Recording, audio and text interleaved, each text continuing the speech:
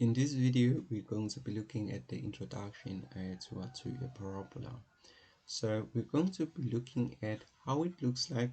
We're going to look at equations, we're going to look at turning points, and then we're going to look at some tangents, especially like the horizontal tangent, and then maybe some other slant tangents.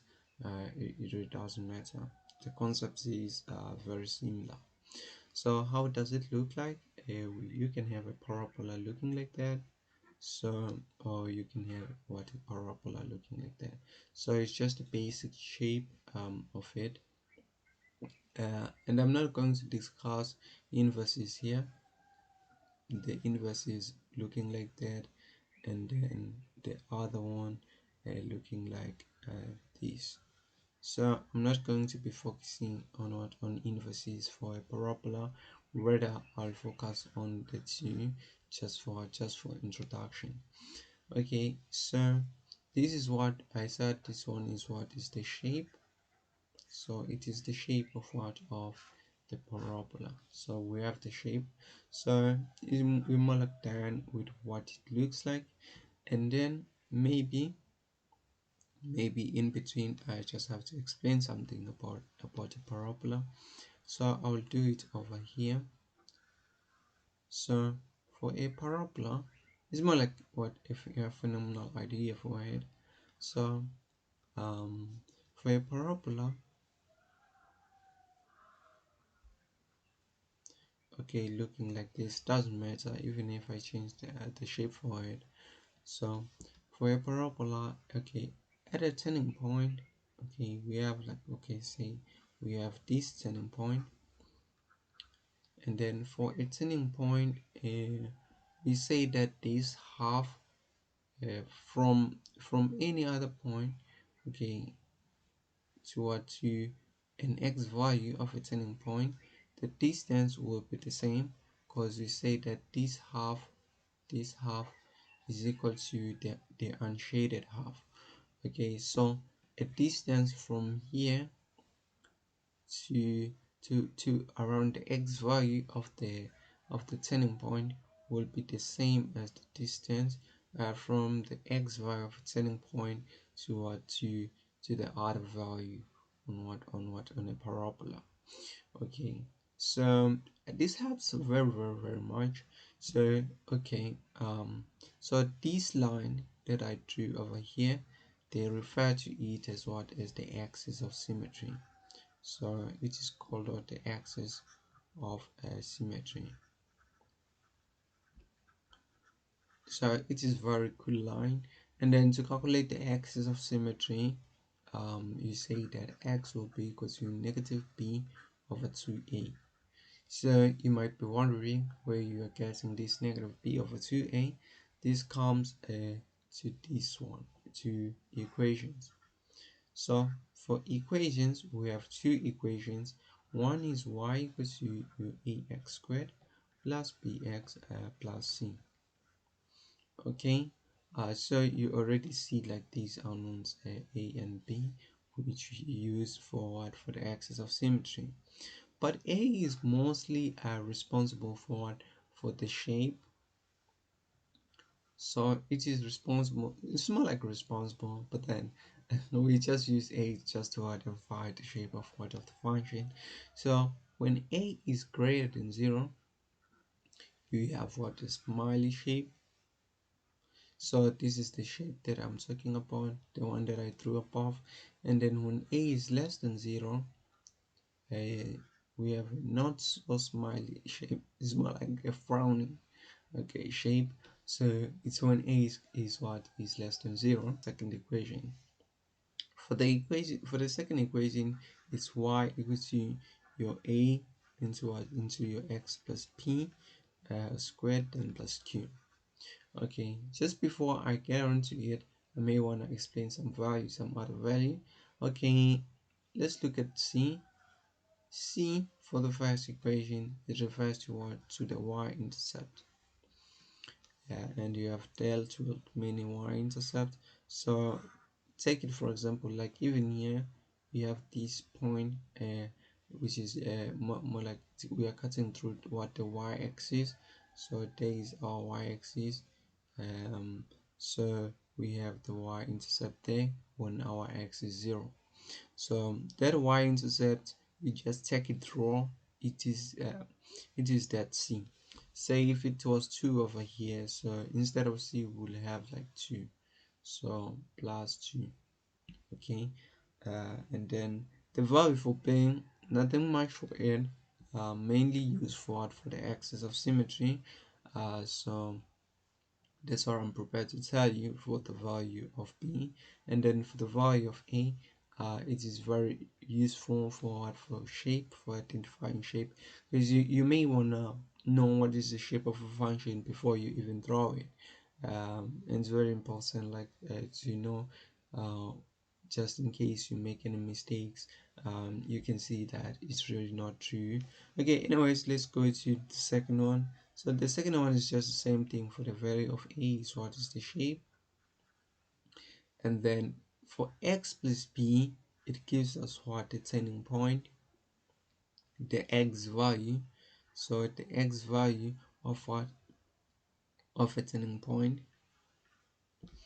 So, and then q just gives us what, the y value of what, of a turning point.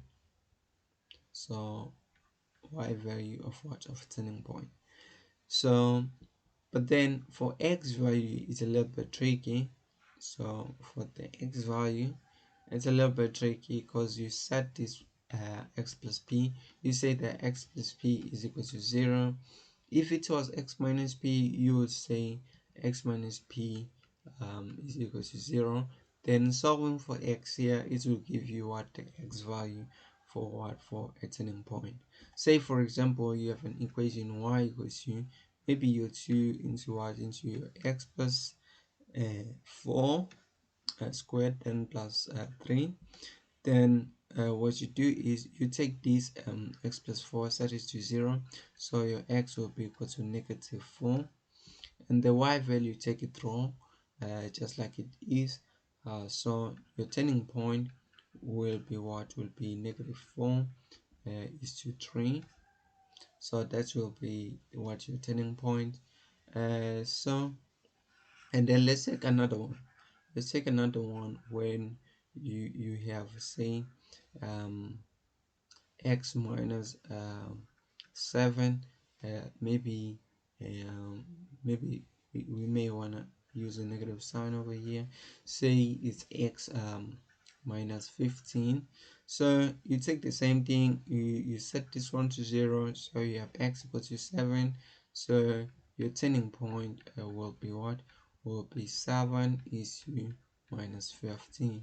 So that's how you get more like your turning point using what, your equation, just taking it from the equation.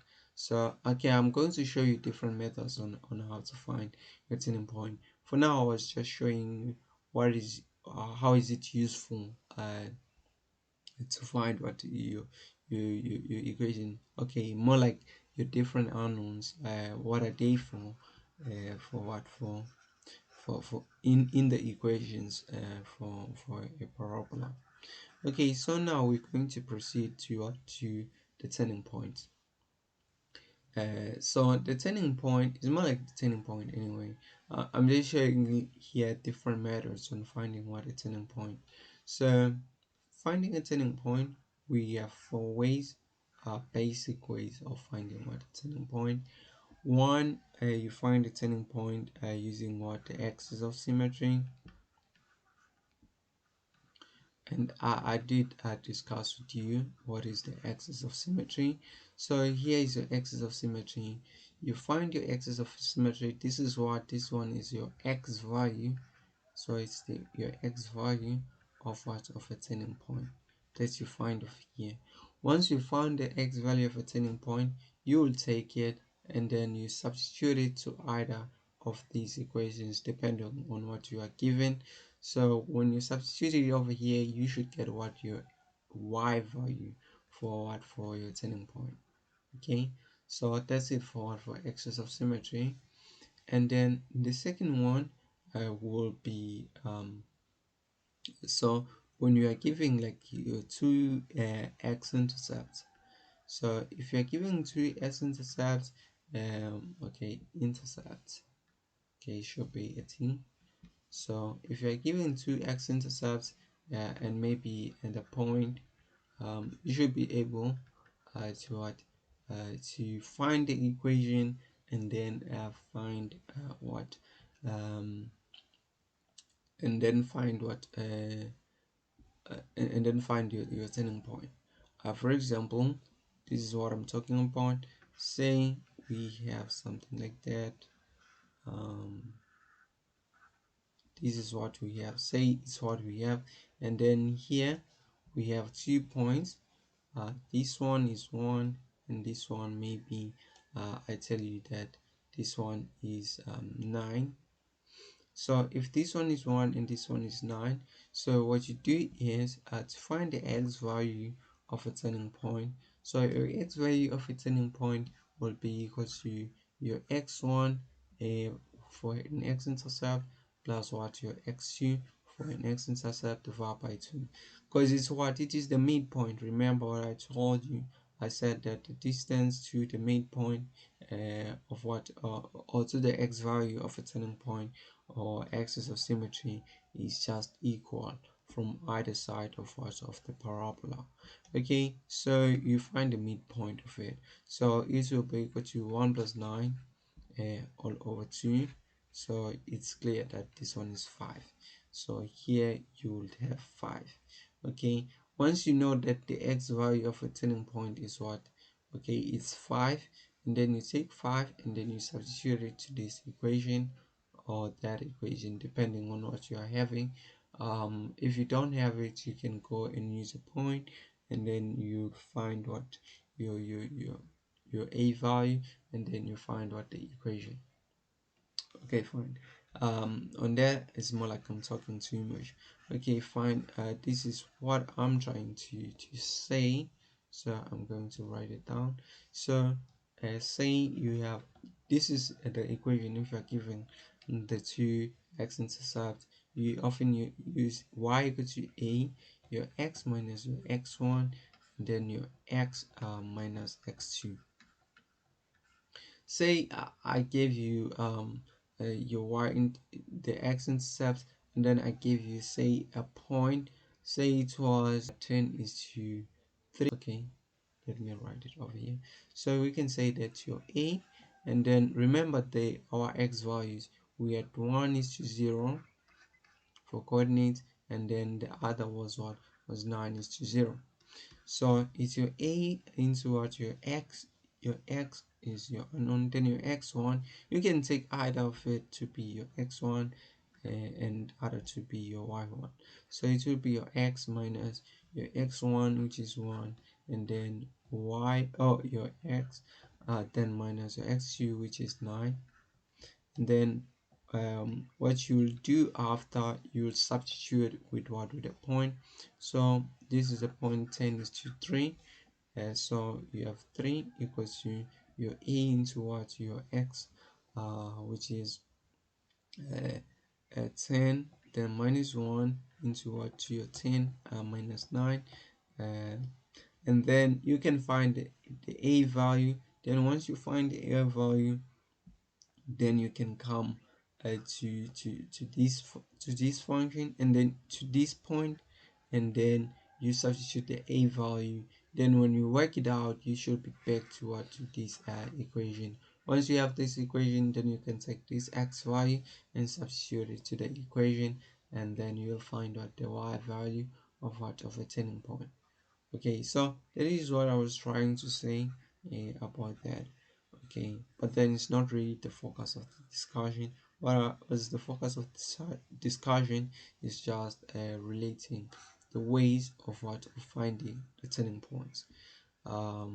Okay, so we're going to go to the third way of doing this. Is more like to find the turning point.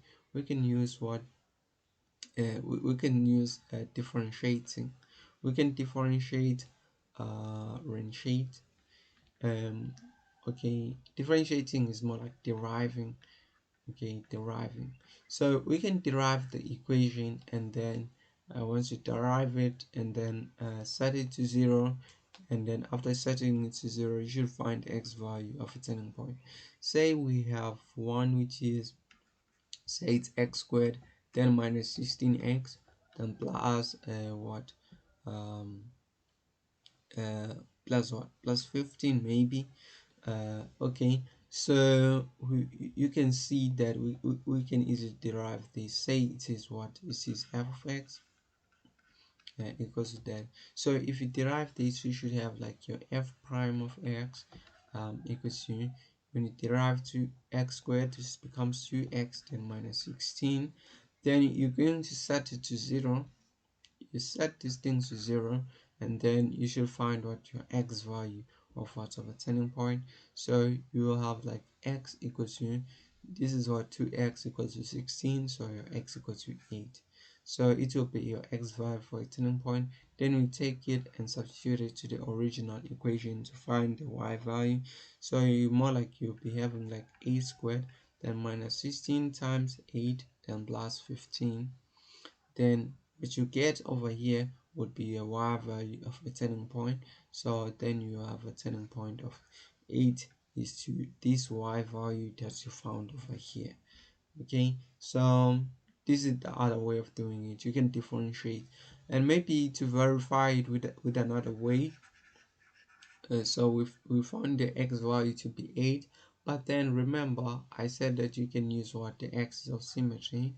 So using the axis of symmetry to find it, so x will be equal to negative, then b, our b is what, is negative 16.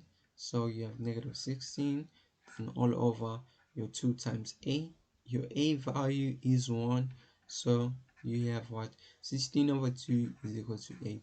So you can see that you could use differentiating, and then you could have used what, the axis of symmetry. So those are the three ways that I have shared for finding what, for finding the turning point. So the last one that we haven't used, it is completing a square. So we will complete a square, uh, complete so completing a square, so I can say completing a square. So when you complete a square and then you find what, you'll find your x value. It's more like you return to this format. Okay, and then you have your x value for a turning point and then your y value for a turning point. So I believe it's much faster if compared to these two. Okay, but the axis of symmetry, you may say it's faster because it's very easy to use. Okay, but completing a square is very easy as well. So what you do is we can think about the last one that we had. So we had like x squared, and then we had minus 16x, then we had plus 15. So if you complete a square over here, okay, what we have is we have this x squared, and then we have this 16x. Then after we have this two, then what we do is we halve this one. Okay, we halve negative 16. So when we halve it, we have plus a half of it is negative 8, so squared, and then plus what, a half of it, which is negative 8. Okay, minus, sorry, so we have to minus this one, so minus negative 8 all squared. Then we have to add what, the original uh, y-intercept, which was 15. Okay, so why are we doing all this? You're going to see in a second. So we have this just adds up to 0, so it really um, uh, we haven't changed anything about the equation. So just in case you are asking where it is coming from, of course if you add 0 in an equation, you're not changing anything. So if you have like 2 plus 0 is same as 2, so just like that one, x plus 0 should be equal to x. So even here, if I add this nice looking 0, because I have added something and then I've subtracted something, so it is still 0. Okay, so why it is important, so I'm going to clear over here and then we're going to discuss the importance of it. Okay, and how you are getting your x value and y value of what, of a turning point. Okay, so this is what we are having. What we take the one that is positive and then we take the one with what, with an x. So we take what, x, and then we take the one with what, with a positive sign in front of it, and then we say x, but the sign that is inside is 8, is minus 8, so it's x minus 8 squared. And then we take the last one, the last two remaining, so we take these parts. So okay, let me try and clear that. So we take these parts and then this part is minus, and then we have like this 8 squared then plus 15. So what you have over here, this is what, it's x minus 8